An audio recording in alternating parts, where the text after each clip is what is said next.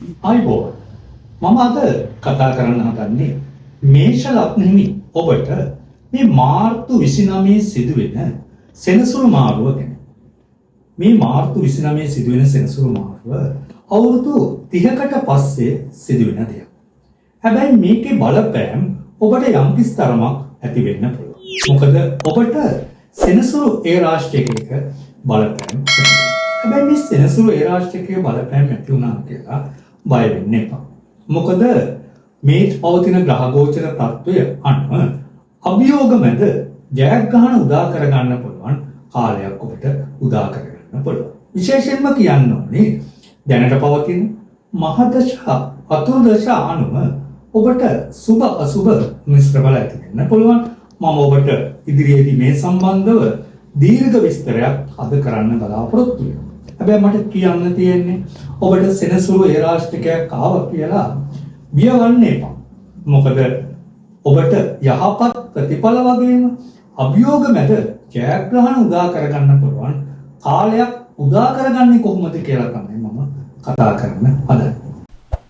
මේෂ ලග්නෙමි ඔබට ඒ රාශික පෙමුණා ජයග්‍රහණ ලබා ගන්න කොහොමද කියලා තමයි මම කියන්නේ. ඒ කියන්නේ මේ කාලවකවානුවේදී ඔබට අන් අය කෙරෙහි අනුකම්පාව දයාව මතුවෙන කාලවකවානුවක්. මේ කාලවකවානුවේ සමාජයේ ගොඩක් අයගෙන් ඔබට හොඳ හිත වගේම කීර්ති ප්‍රශංසා ලැබෙනවා. ඒ කියන්නේ සමාජයේ ඔබට ගරු කරන කාලයක්. ඒ වගේම තමයි මේ කාලවකවානුවේ ඔබට ඒ රාශියක පැවතුණා. මේකෙන් ඔබට හොඳ ප්‍රයෝජනයක් ගන්න. මොකද ඔබ වටා පිරිස් එකතු වෙනවා. ඒ වගේම තමයි ඔබගේ පෙනුම හැඩරුව ටිකක් වැඩි වෙනවා. ඒ හරහා ආකර්ෂණය වැඩි වෙනවා. ඒ හේතු කාරණා උඩ ඔබට මේ ගමන සාර්ථක කරගන්න පුළුවන්. ඒ කියන්නේ ඔබ දැඩි ආත්ම ශක්තියකින් වැඩ කරන අභියෝග මැඩගෙන ඉදිරියට යෑමේ ශක්තිය ඔබට ලැබෙනවා. සමහර වෙලාවට දැනට ඔබට ආර්ථික ගැටලු ඇති. නමුත් මට ඔබට විශ්වාසයෙන් කියන්න තියෙන්නේ ඒ ආර්ථික ගැටලු වලට විසඳුම් ලැබෙනවා වගේම ඔබව ශක්තිමත්ව ඉදිරියට ගෙන යාමේ ශක්තිය ලැබෙන කාලවකවානුවක් වෙනවා. විශේෂයෙන් මුදල් ප්‍රශ්න වගේ දේවල් තිබුණා නම් ඒ ප්‍රශ්න වලින් යම්තරම් ගොඩ යෑමේ කාලවකවානුවක් කියලා කියනවා. දියුණුව ගැන බැලුවොත් ඔබ යම්කිසි ව්‍යාපාර කටයුත්තක් කරනවා නම් ඒ ව්‍යාපාර කටයුතු වලට බාධා නම් ටිකක් පැමිණෙන්න පුළුවන්. නමුත් මොනතරම් බාධා ආවත් ඔබ ආත්ම විශ්වාසයෙන් කටයුතු කරොත් ඒ බාධා මැඩගෙන ඉදිරියට යන්න පුළුවන්. ඒ කියන්නේ ඔබ බිය වෙන්න එපා. මේ කාලවකන අභියෝග එන්න පුළුවන්. අභියෝග ජයග්‍රහණය කරන්න පුළුවන්. කලබල වෙන්න එපා. ඒ වගේම තමයි රැකියා කටයුතු නියුතු වෙයට රැකියා ස්ථානවල නොකරපු වරදවල් වලට පැටලෙන්න පුළුවන්. ඒ වගේම තමයි ඔබ නිතරම රැකියා කටයුත්ත කරනකොට තමන් කෙරෙහි ආත්ම ගරුත්වය රැකෙන්න ඊ타ත්ම නිවැරදිව කටයුතු කරගෙන යන්න. මොකද ඔබේ ආත්ම ගරුත්වය නැති වෙන්න පුළුවන් කරුණු කාරණා ඇති වෙන්න පුළුවන්. රැකියා ස්ථානවල ඔබට රැකියාව අහිමි වීමට තරම් ප්‍රශ්න ගැටලු මතුවෙන්න පුළුවන් කාලවකවානුව. ඒක නිසා වෙනදා වගේ නෙමෙයි ඔබ විශ්වාසයෙන් කටයුතු කරන්න. නමුත් නිතරම නීතිගරුකව ඔබගේ රැකියාව කටයුත්ත කරගන්න. අනිසි වැඩවලට යාළු මිත්‍රයෝ ඔබ යොමු කරන්න හැදුවත් යොමු වෙන්න එපා. ඔබ අමාරුව වැටෙන්න පුළුවන් කාලවකවානුවක් වෙනවා. ඒ වගේම තමයි විවාහය ගැන කතා කරොත් විවාහ ජීවිතේ නම් ඔබට සුවඵල ඇති කරගන්න පුළුවන්. මොකද දරුවන් ඒ වගේම තමයි තම ස්වාම පුරුෂයා බිරිඳ තමග සතුටේ කාලය ගත කරගන්න පුළුවන් කාලවකවානුවක් වෙනවා. සමහර වෙලාවට දුර ගමන් බිමන් විනෝදචාරිකා වගේ දේවල් යෙදෙන්න පුළුවන්. ඒ වගේම තමයි මට ඔබට කියන්න තියෙන්නේ ඔබ ආගම දහමටත් වැඩිපුර නැඹුරු වෙලා කටයුතු කරන්න.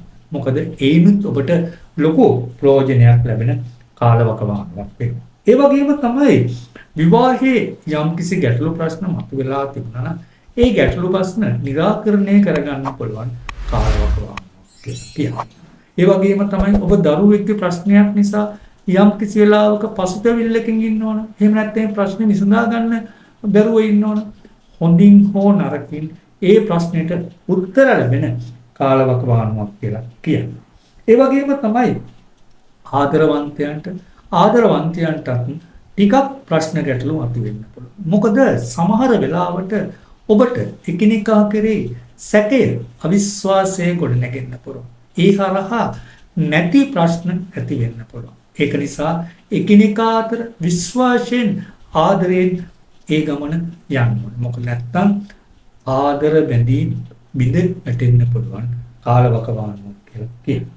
ඒ වගේම තමයි විදේශගත රැකියා කටයුතු වල යෙදෙන අයට නම් සුබ බල ඇති කරන්න පුළුවන්. මොකද මම එහෙම ඔබට කිව්වේ ඒ රාෂ්ට්‍රක ඔබට පැමිණුණත් සුබ බල ඇති කරගන්න පුළුවන් කියන්නේ සමහර වෙලාවට ඔබට ලැබෙන අභියෝග ඔබ බාර නොගන්න පුළුවන්. සමහර වෙලාවට අභියෝගවල ඔබ ආපස්සට එන්න පුළුවන්. ඔබ අභියෝග ජය ගන්න පුළුවන් කාලයක් වෙනවා. සමහර වෙලාවට ඔබට සතුරු බලවේග තිබුණා නම් ඒ සතුරු බලවේග ඉවත් වෙනවා. ඒ වගේම තමයි හාම්පුතුන්ගෙන් කරදර බාධා ඔබට ඇති වෙලා තිබුණා නම් අනුකම්පාව දයාව හාම්පුතුන්ගෙන් මතුවෙන කාලයක් කියලා කියන්නේ. ඒ වගේම තමයි ඔබ යම් කිසි වෙලාවක ණයබරකින් පෙළෙන කෙනෙක් නම් ඒ ප්‍රශ්නේ ඔබට විසඳා ගන්න කෙනෙක්ගෙන් උදව්වක්වත් ගන්න බැරි මොහොතක් නම් ඔබට මේ මොහොත කියන්නේ ඔබට අන් අයගෙන් උදව් උපකාර ලබා ගන්න පුළුවන්. මම ඔබට මුලදිත් කිව්වා ඔබට අනුකම්පාව දයාව මතුවෙනවා වගේම ඔබ කෙරෙහි අන් අයගේ අනුකම්පාව දයාව මතුවෙනවා. සමහර වෙලාවට ඔබ අවුරුදු ගානක ණය ප්‍රශ්නකින් පෙළෙන කෙනෙක් වුණත් ඒ ණය ප්‍රශ්න විසඳා ගැනීමට හොඳ උපදෙස් හරි ලැබෙන කාලවකවානුවක් කියලා කියන්නේ. ඒක නිසා විදේශගත රැකියාව කටයුතු වලදී නෑ බිය වෙන්න එපා. මේ සෙනසුරු ඒ රාෂ්ට්‍ර කාලේ ඔබට යම් තරමක් කරදර බාධා ඇති වුණා. ඉදිරි ගමන සාර්ථක කරගන්න පුළුවන් කාලයක් ඔබට උදා වෙනවා. ඒ වගේම තමයි ශරීර සුවය ගැන බැලුවොත් නම් ඔබට නම් තරමක් දුරට අසනීප ලෙඩ දුක් කටයුතු ඇති වෙන්න පුළුවන්. මොකද විශේෂයෙන්ම කියනවා නම් හිසේ ආබාධ ඒ වගේම හම්දිපත්වල වේදනා සමහර වෙලාවට ඔබට සොයා ගන්න බැරි. ඒ කියන්නේ අසනීප තත්ත්වයේ මොකක්ද කියලා निराකරණය කරගන්න බැරි ලෙඩ රෝග මතුවෙන්න පුළුවන්. ඒ විතරක් නෙමෙයි අමනුෂ්‍ය දෝෂ වලින් පෙළෙන අයට කරදර බාධා වැඩි වෙන්න පුළුවන්. මම ඔබට තවත් විශේෂ කරුණක් තියෙනවා.